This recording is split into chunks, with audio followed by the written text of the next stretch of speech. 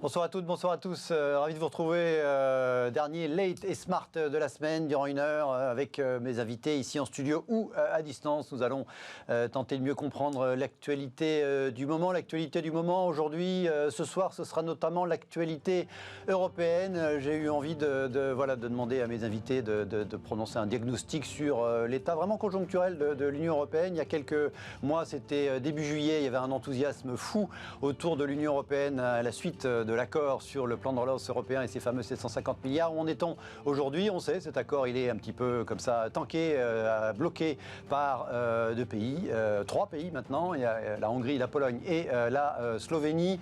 Les négociations sur le Brexit, elles sont toujours nulle part. Et en même temps, l'ONU, par exemple, qui félicite l'Union européenne pour le fait d'être en pointe sur les questions d'environnement. L'Union européenne qui montre un investissement massif sur la vaccination, surtout qui entend être désormais plus présent que jamais sur les secteurs de santé. Bref, il y a deux visions de l'Europe. Je demanderai à mes invités de se prononcer sur la leur. Dans une deuxième moitié de l'émission, nous nous intéresserons à l'économie positive. C'est quoi l'économie positive ? Je poserai la question à celle qui la promeut, notamment ce soir. On en parle parce que c'était cette semaine, la semaine de l'économie positive, avec notamment une envie d'interpeller les dirigeants, les grands de ce monde, pourquoi pas à l'occasion du G20 de ce week-end. À mes côtés, Audrey Tcherkov, bonsoir. Bonsoir. Vous êtes, je le disais, donc la directrice exécutive de l'Institut de l'économie positive. Vous avez dirigé un livre qui vient de sortir chez Fayard qui s'appelle Manuel pour une sortie positive de la crise. Je suis en compagnie à distance de Philippe Chalmin. Bonsoir Philippe.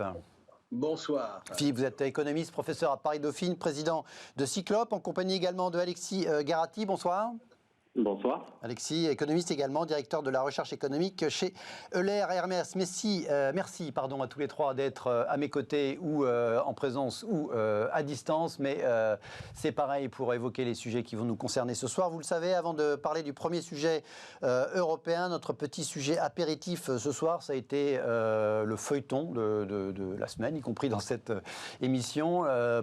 Polémique Amazon, devenue la polémique Black Friday. Regardez, c'était hier soir, journal de 20h de TF1, exclusif, TF1 JT, Amazon France, prête à repousser son Black Friday au 4 décembre, annonce son patron. Donc c'était en direct, le 20h de TF1. Dans la foulée, Amazon France qui communique, le Black Friday se déroulera cette année le 4 décembre en France, de façon comme ça très solennelle, accompagnant nos clients sur tout le territoire français, blablabla. Puis un commentaire taquin d'une consoeur du Figaro, effet inattendu, Black Friday importé par les États-Unis, par Amazon des États-Unis il y a 10 ans, s'est imposé en France au point de devenir un enjeu de négociation au niveau du gouvernement. Cerise sur le gâteau, c'est Amazon qui fixe la date. Est-ce que la conséquence numéro 1 de toute cette polémique, c'est pas une gigantesque campagne de publicité gratuite pour Amazon, Audrey ? Écoutez, Guillaume, oui, peut-être. En tout cas, ce qu'on peut se dire, c'est que je pense que c'était très, très hypocrite de demander aux Français de ne pas acheter sur Amazon, alors qu'on a fermé l'ensemble des commerces de proximité. Et donc, le fait qu'on puisse permettre aux commerçants d'ouvrir avant ce Black Friday, je pense que c'est un message fort de l'exécutif. Je pense que ça a été très compliqué pour Bruno Le Maire, qui apparemment souhaitait lancer les réouvertures bien avant.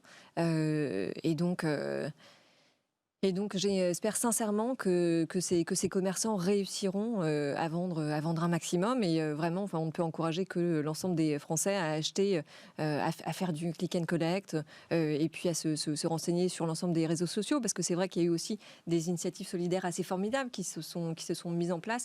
Et la France, à ce niveau-là, a été un exemple assez intéressant. Alors vous l'évoquiez, c'est pas encore officiel. Le Premier ministre a refusé de confirmer la réouverture de tous les commerces. Ce qui se dit, c'est qu'a priori, ce serait fixé non pas au 27 novembre, mais au 28 novembre, donc au samedi 28 novembre, d'où ce décalage de cette grosse opération commerciale de solde massive une semaine plus tard. Philippe Chalmin, votre regard sur cette semaine de polémique Amazon, je le disais de façon un peu provocante, est-ce que ça n'a pas été une grosse campagne de pub pour eux ? Alors, je voudrais simplement vous rappeler ce qu'est le Black Friday aux États-Unis. Le Black Friday, c'est le lendemain ou le surlendemain d'un moment très très important dans l'histoire et dans la spiritualité américaine, qui est Thanksgiving. Thanksgiving aux États-Unis, c'est beaucoup plus important que Noël. C'est le moment où les Américains remercient le Seigneur de leur avoir donné cette terre nouvelle. C'est le moment où les pèlerins du Mayflower arrivent dans la sorte de terre promise. Je vous rappelle que tous les ans, le Wall Street Journal sort tous les ans le même texte qui est le remerciement de la part des pèlerins du Mayflower pour Thanksgiving. Donc, au départ, le Black Friday, c'est ça.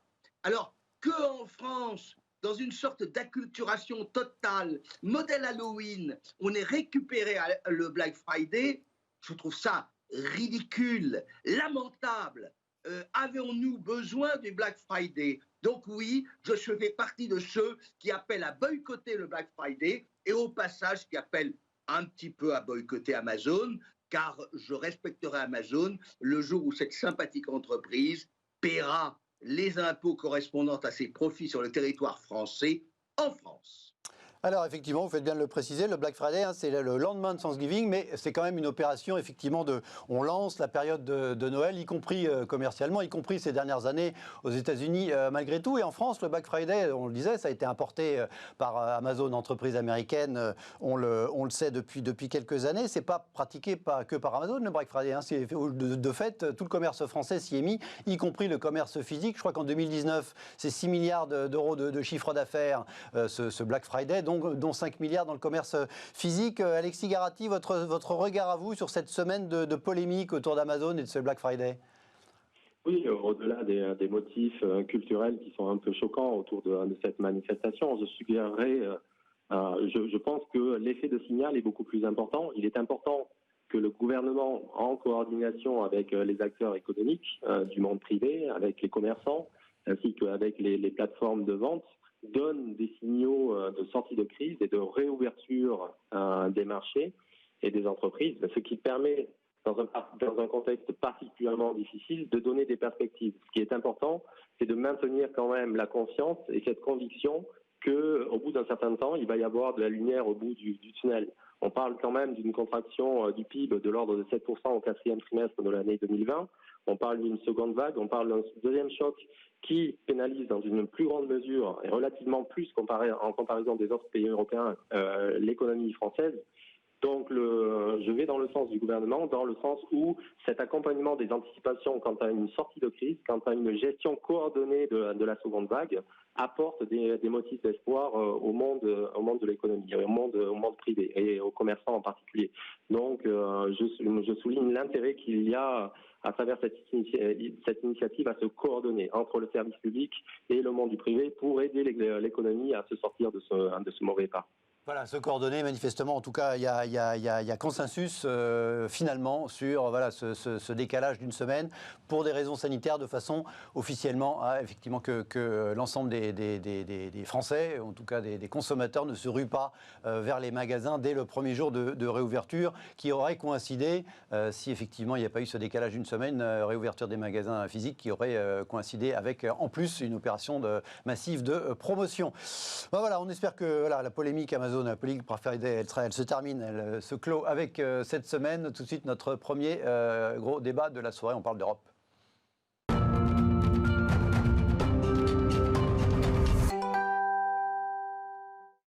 Nous parlons d'Europe. Je voulais ce soir profiter des différentes actualités européennes du moment pour tenter, en tout cas poser la question à mes invités sur leurs sentiments sur la dynamique européenne de façon très conjoncturelle. Rappel des épisodes au printemps, crise sanitaire. On parle beaucoup effectivement d'une absence de réaction de l'Europe sur le domaine de la santé. De fait, le domaine de la santé n'est pas dans les compétences européennes, en tout cas pas dans les compétences de l'Union. Ça avait été rappelé. En revanche, d'un point de vue économique, grosse réaction immédiate de la BCE. Et ensuite, grosse négociation pour aboutir à ce plan de relance annoncé triomphalement. C'était début juillet dernier, avec pour la première fois un plan de relance de 750 milliards, une mutualisation de la dette, que des applaudissements. Enfin, dit-on, l'Europe se bouge, l'Europe se réveille. Et puis si on avance, si on se rapproche de maintenant, quelle est aujourd'hui la réalité? Ce plan de relance, il est bloqué. Vous le savez, vous l'avez lu, par 3 pays qui mettent leur veto. La Hongrie, qui est un peu la chef de file, la Pologne, puis la Slovénie qui s'est rajoutée au duo pour constituer un trio. Voilà, les dirigeants européens ne savent pas trop comment adresser ce problème. On a effectivement parallèlement des bonnes nouvelles, heureusement.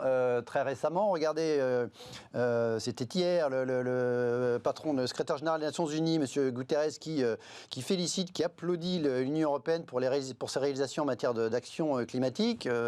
La présidente de la Commission, Mme von der Leyen, qui le remercie. Voilà, ça se fait beaucoup. On se dit beaucoup merci, bravo, sur Twitter également. La présidente, Mme von der Leyen, qui ce matin se réjouit aussi des bonnes discussions qu'ils ont pu avoir à l'occasion d'un sommet européen sur notamment la façon d'engager l'Union européenne dans une politique sanitaire coordonnée pour tout ce qui concerne notamment la vaccination, évidemment, avec des commandes massives. Bref, on a un petit peu c'est mon sentiment, ces deux visions de l'Europe. Si on regarde très d'un côté des institutions qu'on croyait sauvées en juillet dernier et qu'on a l'impression qu'elles sont de nouveau un petit peu bloquées, de l'autre des réalisations plutôt positives.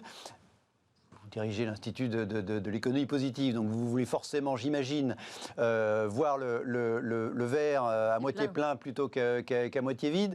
Voilà, dites-nous pourquoi vous avez le sentiment que finalement, ou pas d'ailleurs, que les choses, en ce qui concerne l'Union européenne, ses marges de manœuvre, sa dynamique, vont plutôt dans le bon sens que dans le blocage. Je vais vous faire une confidence, Guillaume, sur mon âge.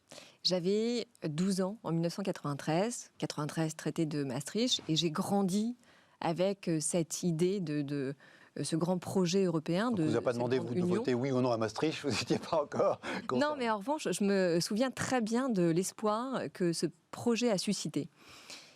Et vous savez, les espoirs, en général, c'est pas très bon, mais en politique, encore moins. Et soit ça se termine mal dans la rue, soit ça se termine mal dans les urnes. Et je pense que le fait que l'Europe ait été la grande absente du débat de cette pandémie, même si on va y venir, elle s'est un peu réveillée, notamment sur la question des vaccins, ça a quand même démontré les failles de ce multilatéralisme européen.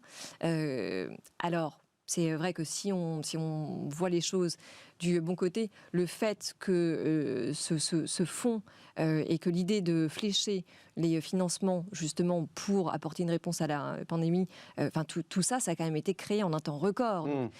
Donc là, on a quand même vu une cohésion.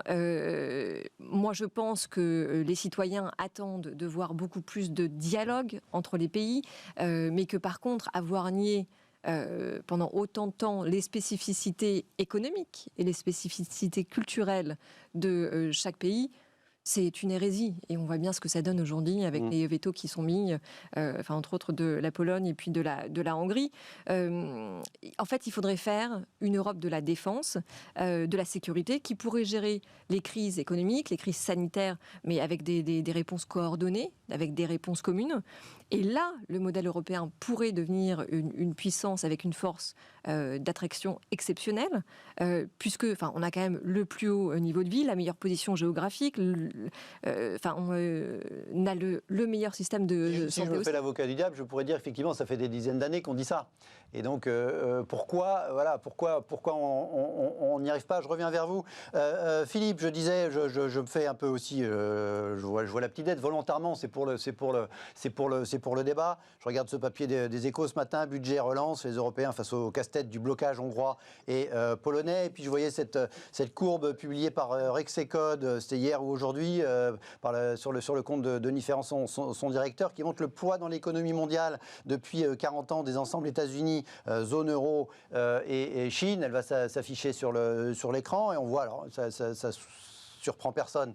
La courbe de la Chine est en progression constante et en même temps, la courbe de la zone euro, elle est en baisse beaucoup plus significative que la courbe des États-Unis. Encore une fois, c'est sur 40 ans, je précise ce graphique que l'on voit s'afficher à l'écran. Sous-entendu, l'Europe pourrait mieux faire. Est-ce que l'enthousiasme qui était à peu près général, Philippe, au mois de juillet, au moment du sommet européen, on avait souligné que ça avait duré 4 jours, ça avait été compliqué, mais bon, qu'est-ce que 4 jours au regard de la construction européenne? Est-ce que cet enthousiasme n'est pas un petit peu refroidi en cette fin du mois de novembre, selon vous? Écoutez, je crois qu'il faut appeler un chat un chat. La réalité, c'est qu'aujourd'hui, il n'y a plus véritablement de projet européen. Nous avons cette délicieuse Madame von der Leyen qui nous parle d'un projet d'une économie verte, etc. Honnêtement, ça n'accroche personne. Mais ce n'est pas quelque chose de nouveau. Pendant des années, nous avons vu l'Europe être peu à peu détricotée. Je pense en particulier à la politique agricole commune qui a été au cœur de l'Europe à un moment. Pendant longtemps, on s'est dit, de toute façon, si ça ne va pas, c'est à cause des Anglais, parce que les Anglais bloquent tout, etc. Et ce n'était pas totalement fou. Le problème, c'est qu'aujourd'hui, les Anglais sont partis. On est en train d'essayer de régler le divorce, mais les Anglais sont plus là. Donc nous n'avons plus de mauvaises raisons à ne pas avoir de projet européen. Et malheureusement, nous n'avons plus de projet européen. Et donc nous avons des gens qui sont rentrés dans l'Europe un peu par hasard. Ils ont quitté l'URSS, ils ont trouvé l'Europe. C'était quand même vachement plus sympa. Ce ne sont pas totalement des États de droit, il faut le reconnaître. Est-ce qu'il faut conditionner le plan de relance au fait d'être un État de droit? C'est ce que pense le Parlement. Mais là encore, l'Europe n'a pas véritablement de système constitutionnel bien avancé. Nous sommes dans un système totalement hybride. Regardez le mercato il y a 2 ans, quand on a nommé la nouvelle commission. Regardez la manière dont, finalement, on a inventé d'ailleurs dans le jargon européen, vous avez les trilogues. Le trilogue, c'est commission, conseil, parlement. Comment est-ce que vous pouvez imaginer un pays qui se gère avec un trilogue? Regardez les États-Unis, ils ont quand même pas mal de problèmes entre Capitole et Maison-Blanche. Le tout est à Washington et ça fonctionne quand même depuis 2 siècles. Nous, on a inventé le trilogue, ça fait simplement une dizaine d'années et c'est vrai que ceci se traduit par un blocage total. Et le drame, c'est qu'il n'y a plus aujourd'hui de projet européen. Je dirais, en étant un peu cynique, que la seule vraie réussite de l'Europe, moi je la vois au quotidien, avec mes étudiants, c'est Erasmus.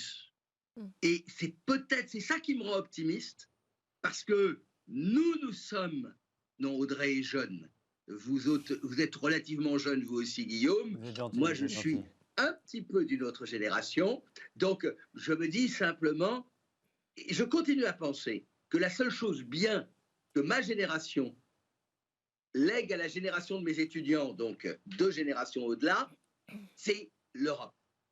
Maintenant, je suis obligé de convenir que cette Europe-là, je leur lègue avec un frein à main et plus beaucoup d'essence dans le réservoir. Alexis, je reviens effectivement au point de départ, c'est que j'évoquais, c'est-à-dire ce contraste entre le grand enthousiasme qui semblait généralisé de début juillet dernier au moment du sommet européen et de l'accord sur le plan de relance, avec la situation actuelle.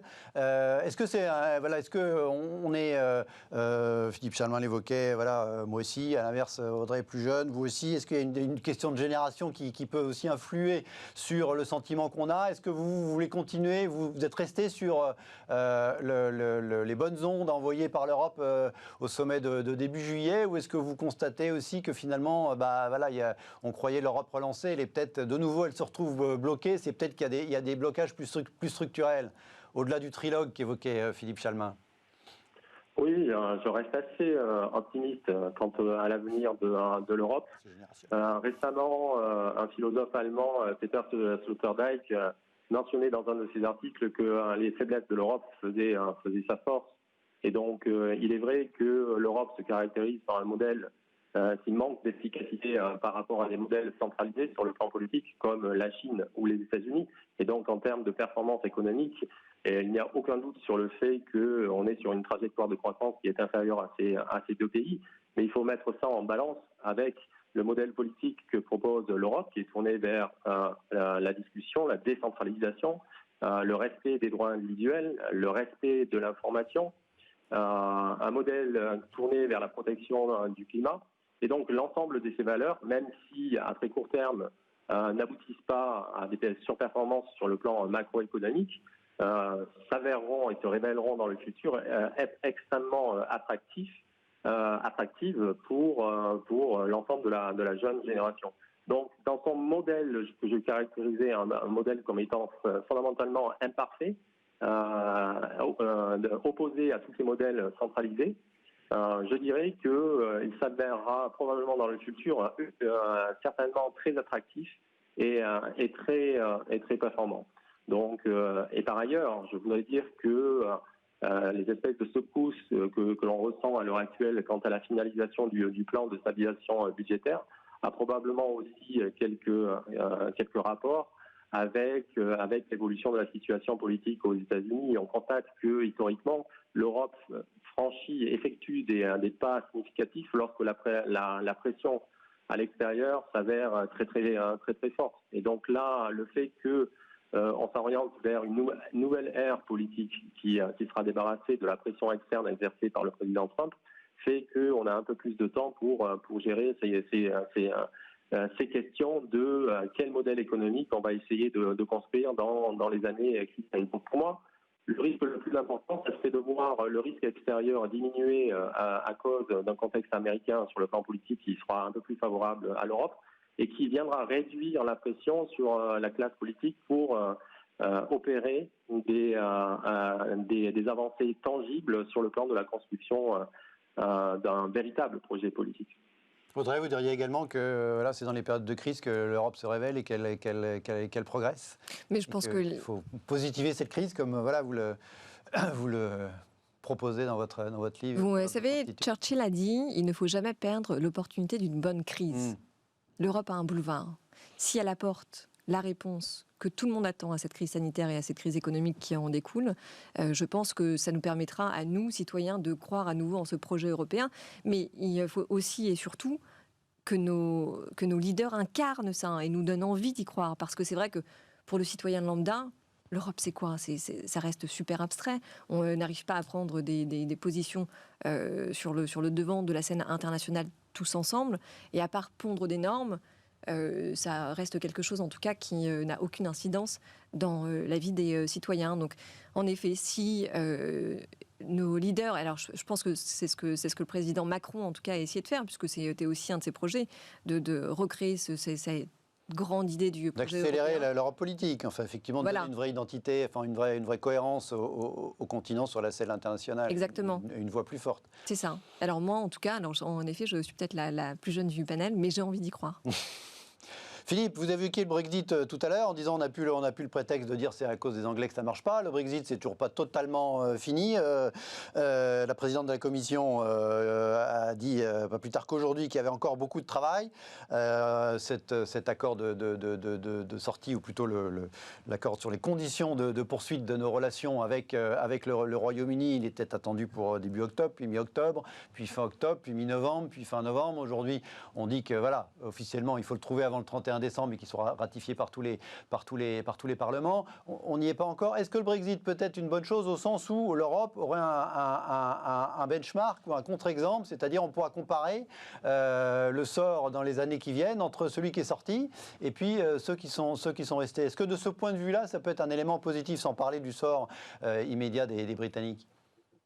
Oui, alors là, vous m'amusez parce que vous me rappelez un peu, vous savez, quand on teste un vaccin, il y a la population auquel on donne un vaccin et la population qu'on ne traite pas. Alors, est-ce qu'on peut dire que nous aurions un vaccin libéral côté britannique, un vaccin européen de l'autre, voilà, et puis on regarderait 10 ans plus tard celui qui a le mieux marché? Non, ce que je voudrais dire, en particulier à Audrey, qui représente la plus jeune de notre panel, donc l'espoir qui est en nous, c'est que c'est vrai qu'aujourd'hui, il n'y a plus véritablement de pensée, il n'y a plus de projet européen. Et c'est ça qui est un peu inquiétant. À la limite, le seul qui est vraiment un projet européen, c'est Emmanuel Macron. Parce qu'il a raison, on ne peut pas rester au milieu du gué. Vous ne pouvez pas avoir créé, et ça a été quand même un acte fondamental, on se donne une monnaie commune, mais on n'a pas de ministre des Finances commun,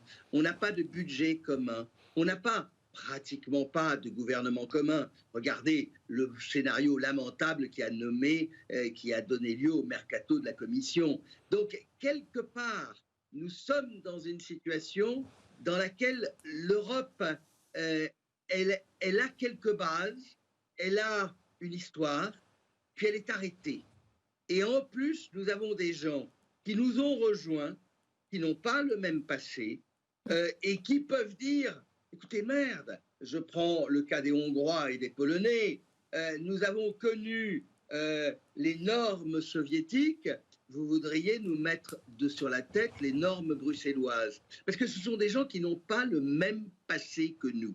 Alors là, aujourd'hui, c'est vrai, le passé européen, je ne sais pas très bien comment nous allons pouvoir le gérer à l'avenir. Ce que je pense, c'est qu'on ne peut pas en rester là, qu'il faut avancer et que malheureusement, il y a un homme qui en Europe aujourd'hui a une vision européenne, c'est Emmanuel Macron, mais de ce que j'en comprends, il est à peu près tout seul.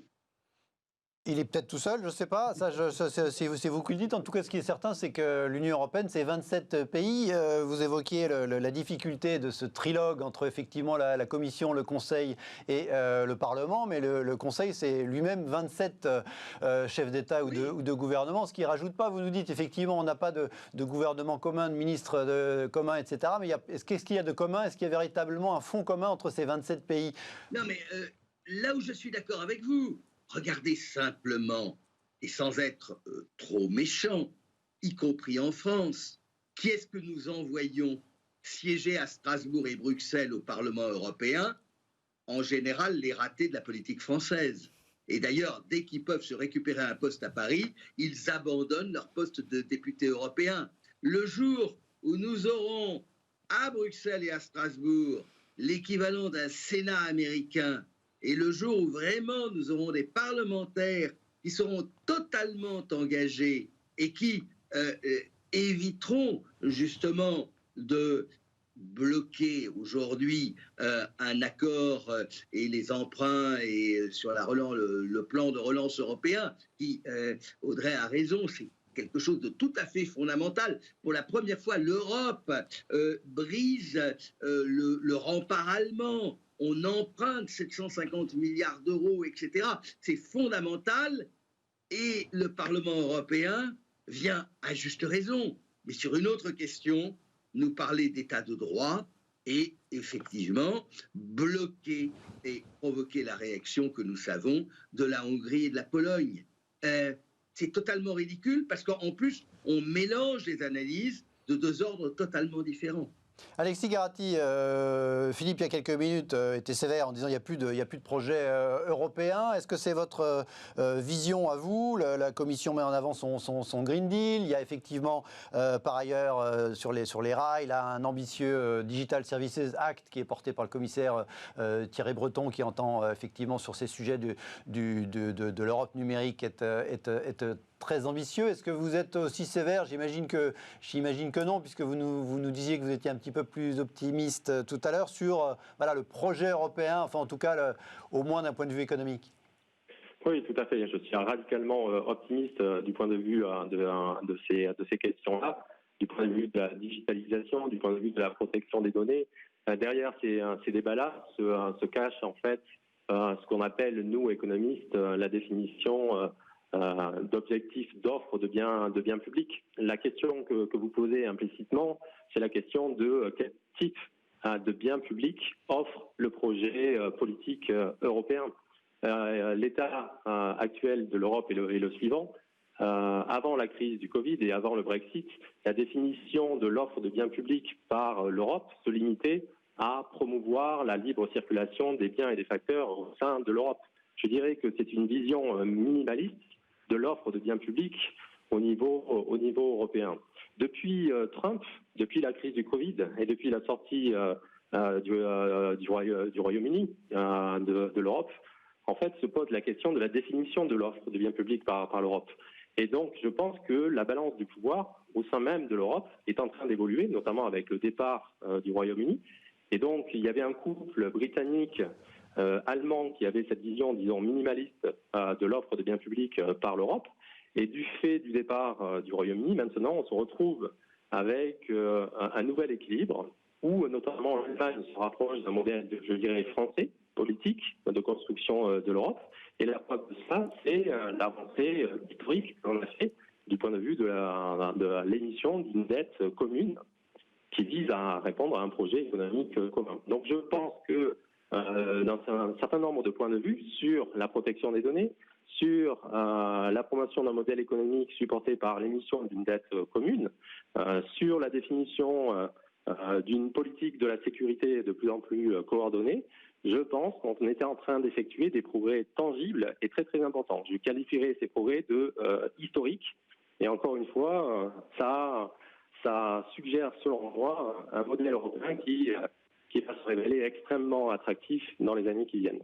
Allez, on va rester temporairement sur cette note positive. On marque une courte pause, on se retrouve dans un instant et on va parler à nouveau de positivité. À tout de suite.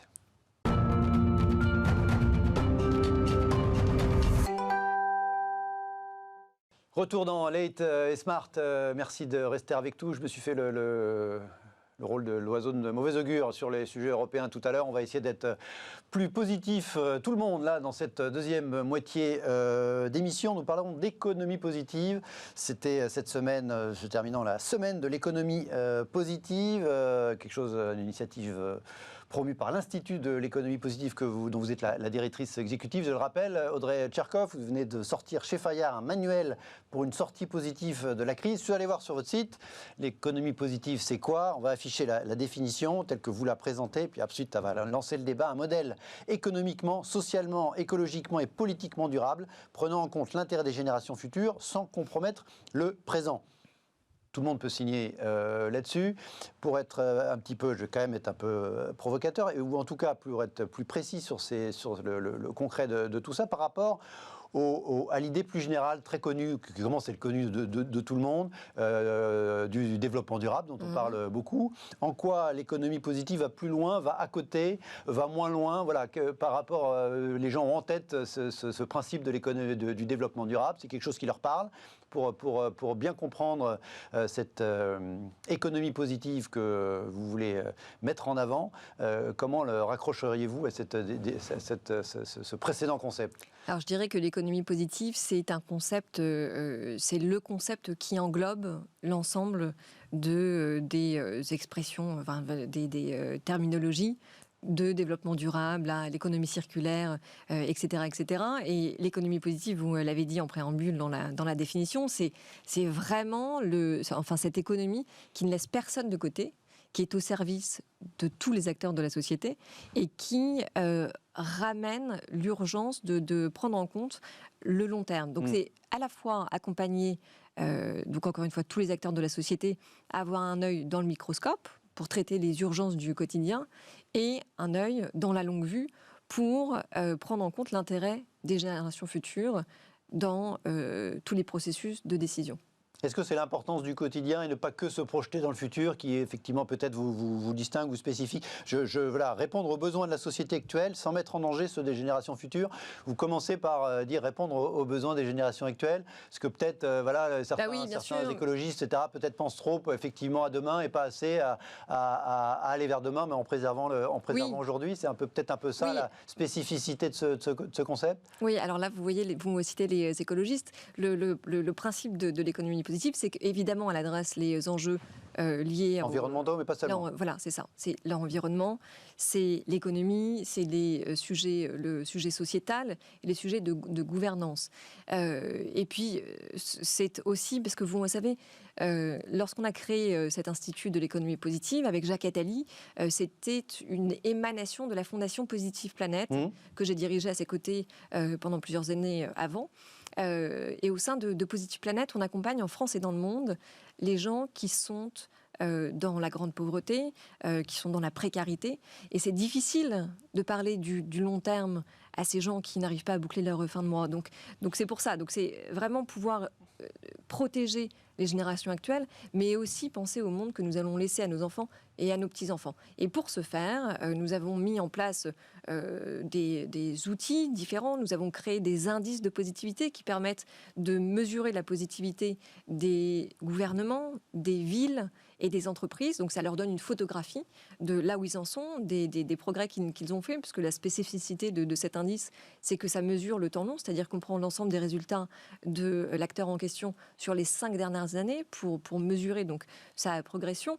Et voilà. Et donc, on l'a dit, en prenant en compte tous les aspects et tous les enjeux qui sont les nôtres aujourd'hui. Un dernier point avant de faire réagir les deux autres invités à cette initiative. Est-ce qu'il y a toujours une vérité en la matière? C'est-à-dire, vous parlez d'indice de positivité. Est-ce qu'on sait toujours, ça c'est bien, est-ce que tout est manichéen, ça c'est bien, ça c'est blanc et noir? Est-ce qu'il y a toujours une direction objectivement bonne et une direction objectivement mauvaise sur tous les sujets, aussi bien politiques, économiques qu'environnementaux? Écoutez, je suis fondamentalement contre le concept de la bien-pensance, au sens littéral du terme. Nous, ce qu'on essaie de faire, en tout cas, c'est très concrètement de faire avancer les choses. Et c'est pour ça que l'on essaye de fournir des outils aux gens pour les aider à s'engager, pour les aider à progresser. On publie notamment le baromètre de la positivité du CAC 40 depuis 3 ans. Depuis 7 ans, nous publions le ranking des pays de l'OCDE sur la base de leur positivité.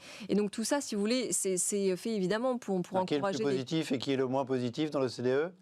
Alors l'OCDE, c'est très très facile. Enfin, ça fait 4 ans que c'est la même chose. Ce sont les pays nordiques qui sont toujours en tête. Ouais.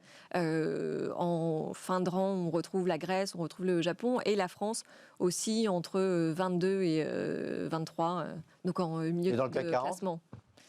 Alors, le CAC 40, grand dame des journalistes, on publie jamais le classement de la première à la dernière, parce qu'on n'est pas du tout dans une politique de name and shame. D'accord. En revanche, on publie une moyenne qui est de 43% cette année, avec une légère hausse. Qui progresse. Ouais. Alexis, que vous inspire cette initiative, cette démarche, donc cette idée de répondre aux besoins de la société actuelle sans mettre en danger ceux des générations futures et d'aller au-delà des préoccupations environnementales pour s'intéresser à l'économique et aux politiques notamment? Je ne peux qu'adhérer à ce genre de livres. Ce sont d'excellentes initiatives. La définition et le point saillant que je retiendrai dans ces initiatives, c'est la coordination entre la sphère publique et la sphère privée. Généralement, dans l'économie positive, il n'y a pas de séparation, il n'y a pas d'accusation entre un modèle qui serait plus efficace que l'autre. Il y a une forme de pragmatisme. Et ce qui me semble intéressant, c'est la qualité, l'importance qu'on accorde à la coordination entre la sphère privée et la sphère publique dans ce que, je le rappelle, ce qui définirait l'offre de biens publics au niveau d'une économie. Donc, ce qui me semble important, c'est que l'ensemble des acteurs économiques soient sollicités dans la construction de ce nouveau modèle. Mais par ailleurs, ce que j'aimerais rappeler dans cette problématique de l'économie positive, c'est rappeler une certaine nécessité économique. Il ne faudrait pas non plus tomber dans une sorte de naïveté économique, d'idéalisme économique, dans le sens où, au niveau international, et notamment sur le plan politique, le contexte géopolitique est en train de se renforcer, de se tendre. Il y a une multiplication de foyers de tension sociale au niveau international, du fait de l'accroissement des inégalités. Il y a une progression significative de modèles populistes. Il y a une augmentation significative du risque politique.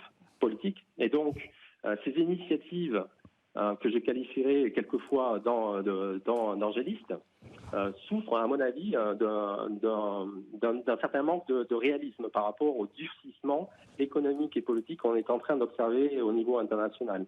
Donc, ma conclusion par rapport à ça, c'est que il ne faut pas découpler les réflexions que l'on mène sur cette économie positive de l'ensemble des nécessités économiques et politiques qui entourent toutes ces questions. Donc le contexte est très important et malheureusement, quelquefois, c'est mon avis, on n'aura pas obligatoirement le luxe de développer ce type de politique que je qualifierais d'idéaliste dans un contexte géopolitique et économique qui se tend significativement. Je vais faire réagir Audrey dans un instant sur ce point. Philippe, votre sentiment sur ce type d'initiative, effectivement, bon, déjà c'est une bonne chose de toujours vouloir positiver les choses. C'est aussi la marque d'une nouvelle génération. Vous évoquez vos étudiants tout à l'heure. Est-ce que c'est quelque chose que vous ressentez auprès d'eux, cette envie d'aller de l'avant, de faire bouger les choses, d'être concret ? Oui, non, mais ça, de toute façon, moi, je suis très frappé de voir combien mes étudiants aujourd'hui s'interrogent sur leur place dans la société, sur l'empreinte qu'ils pourront apporter, etc.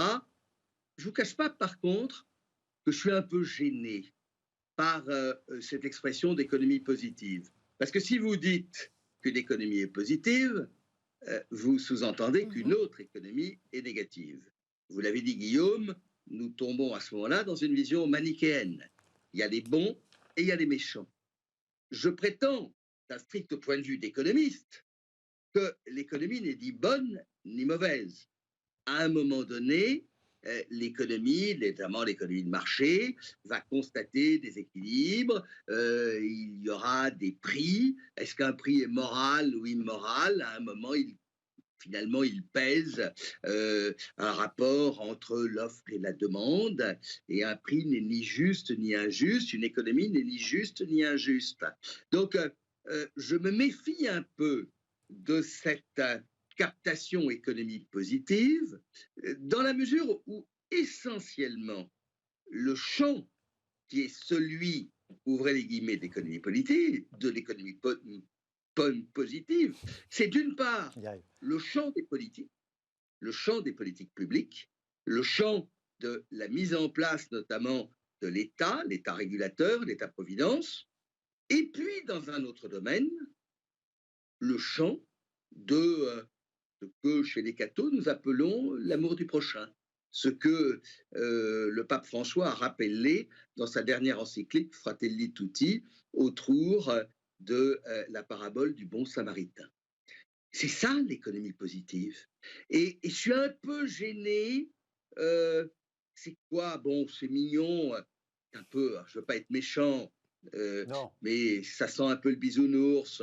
On va tous être gentils, on va tous faire du développement durable, on finira tous végétariens, on fera tous de l'économie circulaire, on recyclera nos déchets et nous roulerons avec des vélos. Alors le problème, c'est que les vélos, comme ils seront électriques, on oubliera qu'il y a quand même des batteries avec du cobalt produit en République démocratique du Congo, mais ça, on l'oubliera assez vite. Bon, soyons sérieux. Vous résumez un petit peu, peut-être de façon simpliste, le propos de... Je sais bien, mais je veux pas... je trouve que c'est très positif. Maintenant, on est dans le champ de la sphère de l'individu. Et l'économie positive, pour moi, ça devrait être avant tout la démarche de l'individu. Ça peut être la démarche de l'entreprise, mais je me méfie un petit peu des chefs d'entreprise charismatiques qui entraînent toute leur troupe volins-nolins. Et ça doit être aussi quand même le champ des politiques. Allez, on va faire répondre Audrey à deux types allez, on va être gentil, deux types de bémols.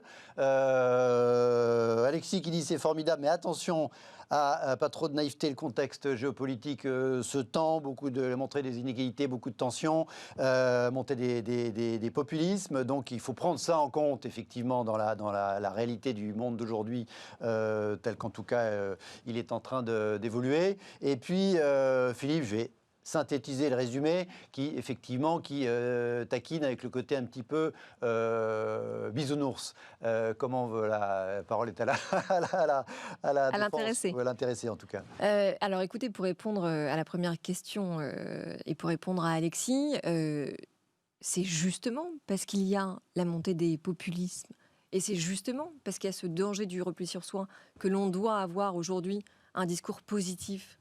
J'en ai ras-le-bol.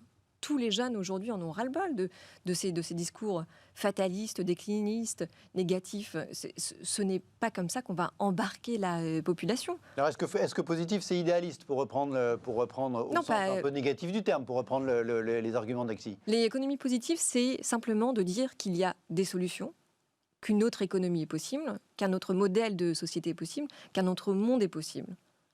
Et ce discours-là, il me semble absolument essentiel justement dans une période où on a une actualité saturée de mauvaises nouvelles, où on est dans une période hyper anxiogène parce qu'on ne sait pas quelle sauce on va être mangé demain, on ne sait pas quand est-ce que ce virus va réellement s'arrêter, on ne sait pas quand est-ce que l'économie va vraiment reprendre, etc., la croissance économique. Et donc, moi, je trouve qu'avoir un discours positif, c'est une urgence absolue.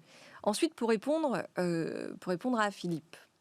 Alors Philippe, en bon économiste, se méfie. Alors il dit l'économie n'est ni bonne ni mauvaise. Après, Oui. vous pouvez répondre qu'une politique économique peut être bonne ou mauvaise. Oui, mais ce qu'il dit, ça c'est intéressant, il se méfie de l'économie positive. Moi, je me méfie de l'économie tout court.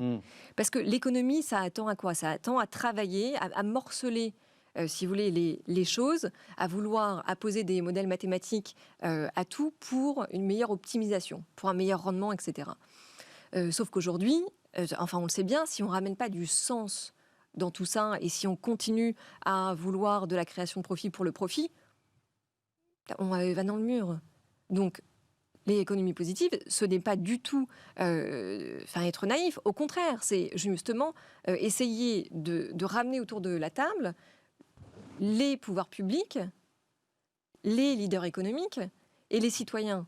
Donc si vouloir engager un discours qui nous rappelle notre interdépendance, c'est naïf, je serais heureuse que Philippe Chamelin nous propose une autre solution. Je disais, Audrey, que vous entendez à l'occasion de cette actualité, avec notamment un sommet du G20 ce week-end, transmettre vos propositions. Voilà, comment ça se passe? Comment vous arrivez à faire passer votre message au grand de ce monde?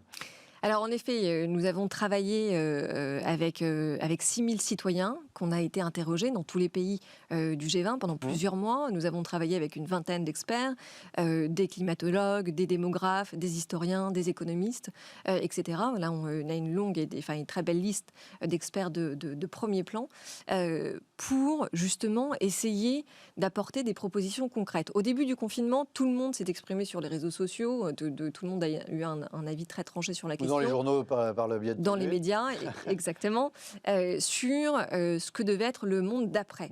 Mais enfin, concrètement, comment est-ce que ça se traduit? Donc nous, on a vraiment identifié les grandes priorités, les grands thèmes, en tout cas, qui ressortent des demandes des citoyens, qui sont 92%, 92% à attendre un réel changement à l'issue de cette crise. Donc encore une fois, là, il y a vraiment urgence à ce que nos leaders politiques Donc là, il y a l'idée de profiter de la crise pour accélérer du changement. Exactement. Et donc, dans ce manuel pour une sortie positive de la crise, je ne vais pas dire tout ce qui est écrit dedans pour que nos téléspectateurs aillent acheter l'ouvrage. Chez Fayard. Voilà. Mais oui, on dirige en tout cas 4 grandes propositions au G20. On travaille avec le G20 depuis maintenant 3 ans. On essaye en tout cas de leur donner des pistes de réflexion en amenant la parole et la voix du citoyen au plus haut niveau, donc à celle de nos dirigeants. Alors comment ça se passe cette année? C'est évidemment très compliqué. On a un président américain sortant qui ne reconnaît pas sa défaite. On a un G20 qui ne se tient pas en présentiel, qui va se passer derrière un écran. On sait combien nos gouvernements se parlent, mais en tout cas ne s'entendent pas lorsqu'ils se voient, lorsqu'ils sont ensemble. Alors cette année... à travers un écran, je doute que ce qui en sorte, en tout cas, je doute que le communiqué soit très positif, mais en tout cas, on y croit. Nous avons transmis nos 4 propositions et notre rapport à l'ensemble des Sherpas, et j'espère que ça sera entendu. Voilà, je vais résumer pour vous, et ça de façon à clore temporairement ce débat sur ces 4 propositions qui embrassent à la fois des enjeux de gouvernance, avec la volonté de créer un haut conseil de la résilience, qui travaillerait avec toutes les structures existantes. En matière d'économie, investir massivement dans les secteurs de l'économie de la vie, santé, éducation, énergie propre, des questions de biodiversité, avec la volonté de renforcer l'approche One Health, une santé, qui travaille sur l'idée d'interdépendance entre la santé animale, humaine et l'environnement. Et enfin, les questions d'éducation avec la volonté de donner priorité à l'éducation comme levier de cette résilience précisément des générations futures. Bon vent à cette initiative en matière d'économie positive. Je rappelle votre livre Manuel pour une sortie positive de la crise. Ça vient de sortir chez Fayard. Il nous reste moins d'une dizaine de minutes. On va balayer 2-3 sujets d'actualité ensemble maintenant.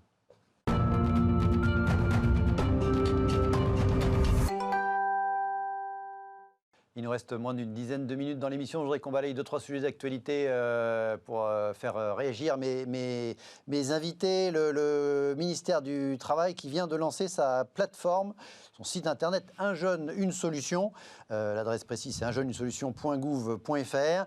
Regardez cette annonce, cette communication du ministère du Travail. Plus de 20 000 offres d'emploi et de formation, des rencontres entre jeunes et entreprises à travers plus de 200 événements, des suggestions de formation et de structures d'accompagnement. Le gouvernement qui débloque au total, alors ça doit agréger beaucoup de choses, ça, c'est une enveloppe de 6,7 milliards d'euros. Alexis, est-ce que c'est une façon d'insister sur le fait que le sujet de l'emploi des jeunes est crucial, notamment pas spécifiquement les jeunes déjà hors du cadre de l'emploi, mais notamment ce qui influe beaucoup les statistiques de l'emploi, on le sait, c'est chaque année les nouvelles générations qui arrivent sur le marché du travail.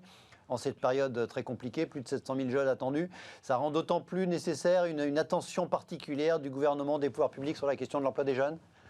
Oui, tout à fait. On a ici l'illustration parfaite de ce que pourrait encore une fois représenter une initiative d'économie positive, parce que vous avez un lien très étroit entre politique de court terme et politique de long terme. Ce qui se passe avec la crise actuelle, c'est qu'on voit l'émergence de poches de pauvreté très importante et liée aux difficultés que les jeunes ont à accéder à l'emploi, à la formation, à cause de la crise du Covid. Et donc, la destruction de capital humain, je qualifierais ce processus comme ça, que l'on observe avec cette crise sanitaire, notamment du point de vue de la jeunesse, aura des conséquences sur le très long terme, sur le potentiel de croissance, sur l'accès à l'emploi de ces plus jeunes. Et donc, si on veut lutter contre la pauvreté et en même temps préserver le potentiel de croissance à long terme, alors il y a une urgence absolue à apporter des solutions concrètes et très importantes sur cette question de l'emploi de l'accès à l'emploi des plus jeunes. Philippe Chalmin, je reviens vers le professeur que vous êtes. Vos étudiants, alors ce n'est pas forcément les moins bien lotis en étant, une fois qu'ils seront diplômés de Paris-Dauphine, pas forcément les moins bien lotis sur le marché du travail. Est-ce que vous les sentez inquiets? Alors peut-être pas ceux de première année, mais ceux qui sont un petit peu plus âgés par rapport à la situation actuelle. Est-ce que vous comprenez qu'effectivement qu'il y ait besoin dans la situation actuelle, qu'il y ait besoin d'un coup de pouce particulièrement fort du gouvernement avec ce type d'initiative? Oui, j'ai d'ailleurs la chance d'avoir un de mes étudiants qui est stagiaire chez Euler Hermès, chez Alexis. Non, c'est vrai que d'ailleurs à Dauphine, nous venons de créer une sorte de diplôme permettant à nos étudiants sortant de master de prolonger leur stage, parce que nous nous disons bien que tous ceux qui seront diplômés dans les semaines qui viennent vont se retrouver sur le marché du travail au mois de janvier, à un moment où il va faire très froid. Et donc, on va encourager la poursuite de stages, etc. Donc, c'est évident. Ceci étant, je rappelle quand même une chose, c'est qu'en France, l'emploi des jeunes reste quand même un sujet, je dirais, non pas conjoncturel, mais structurel, qui est celui du fait que nous n'avons pas su, malgré toute la bonne volonté des réglementations, etc., mettre en place et développer un apprentissage à l'allemande. Et c'est vrai, peut-être, que, et ça, il faut reconnaître la spécificité française, qui est ce fait que l'on a toujours tendance à tout attendre de l'État. On demande tout à l'État. Et à la limite, l'État en rajoute en termes de contraintes. C'est vrai que pour une entreprise, pour un artisan, prendre un apprenti, c'est compliqué. Ça va représenter des charges sociales, etc. Donc, assez facilement, il ne le fera pas. et il se dira c'est à l'État de le faire. Il est exact que de l'autre côté du Rhin, la situation est totalement différente. Et là, je parle structurel.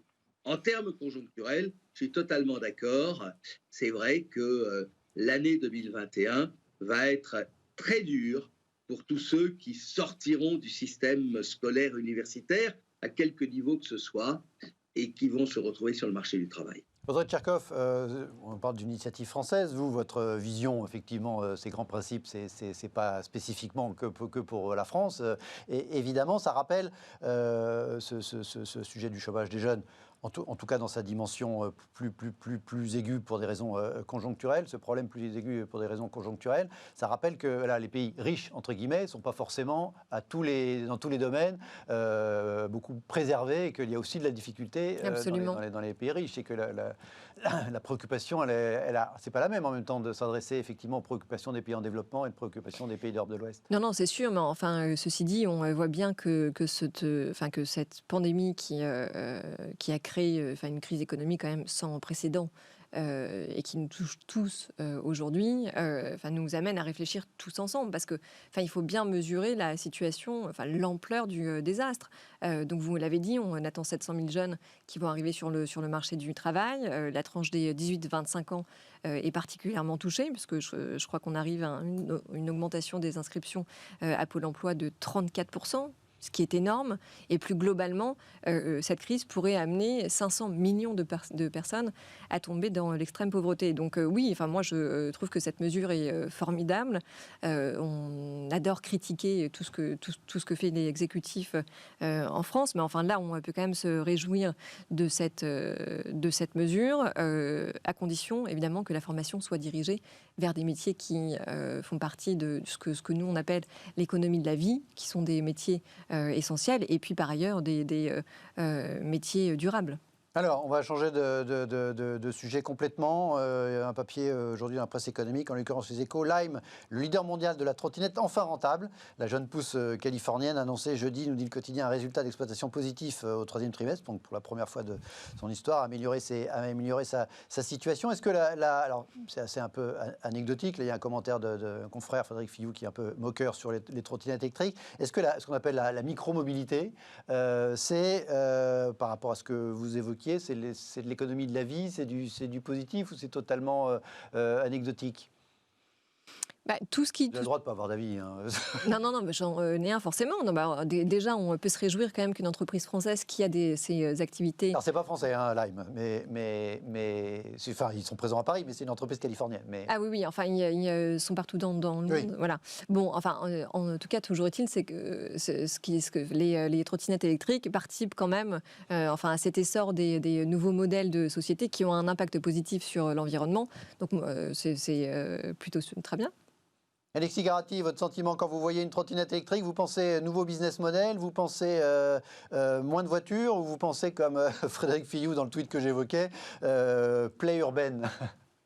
Oui, je pense avant tout aux enjeux industriels, micromobilité et puis mode de consommation sur les outils qu'on utilise pour notre propre circulation. Et je pense avant tout à un phénomène de dépréciation très important des actifs des producteurs d'automobiles. Et donc dans les modes alternatifs de consommation de nos modes de circulation, je vois des risques très importants qui ont déjà été visibles au niveau des producteurs allemands en 2019. Et donc la question que je pose par rapport à ces modèles alternatifs de circulation, et par rapport à la transition économique que proposent les gouvernements, quid de la dépréciation massive des actifs des producteurs d'auto au niveau international. Et donc ça, pour moi, c'est plus une source d'inquiétude par rapport à un certain modèle industriel qu'une bonne nouvelle. Donc c'est quelque chose qu'il faut surveiller de près, même si ça paraît anecdotique. Voilà, on en restera là, en tout cas, pour ce soir. Merci à tous les trois d'avoir été à mes côtés, à distance ou sur place. Très bonne soirée, très bon week-end à vous. On se retrouve lundi, même heure, sur Bismart.